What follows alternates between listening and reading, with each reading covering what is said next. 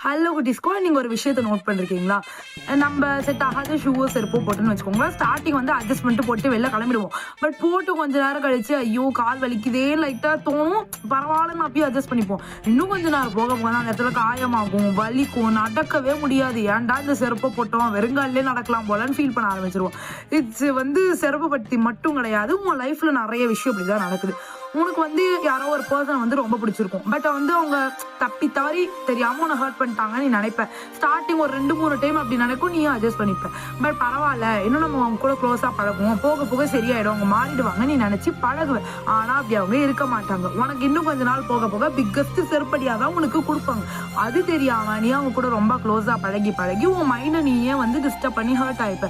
ஏன் இதுவே ஒரு ஷூவோ ஸ்லிப்பரா இருந்தா ஜஸ்ட் கால் மட்டும் தான் வலிக்கும். அதே ஒரு பர்சன் ஒரு லைஃப்ல இருக்கும்போது உன் மனசு வலிக்கும், அப்படியே மைண்ட் டிஸ்டர்ப் ஆயிடும். ஏன் இதெல்லாம் நம்மளுக்கு தேவையில்லை. எந்த பர்சன் உன் லைஃப்ல வந்தா உனக்கு பிடிச்சிருக்குன்னு ஒரே காரணத்துக்காக உங்களை பிடிச்சி வச்சுக்கணும்னு கண்டிப்பா நினைக்காது. ஒரு சிலர் வந்து உனக்கு லெசன் சொல்லி கொடுக்க வரலாம், இன்னும் ஒரு சிலர் வந்து உன் லைஃப்ல ஹாப்பி மூமெண்ட்ஸை கிரியேட் பண்ண வருவாங்க. ஸோ எல்லாரும் உன் லைஃப்ல கண்டிப்பா வரணும்னு நினைக்கவே கூடாது. கடைசி வரைக்கும் வரப்போறது நீ மட்டும்தான் உன் லைஃப்ல, அதை நல்லா ஞாபகம் வச்சுக்கோ.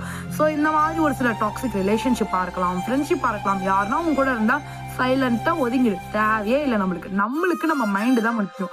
ரிலாக்ஸா இருந்தா எல்லா விஷயமும் கரெக்டா நடக்கும். ஸோ இந்த மாதிரி வீடியோஸை நீங்க பார்க்கணும்னு நினைச்சீங்கன்னா ஃபாலோ பண்ணிக்கோங்க. Tata, bye bye.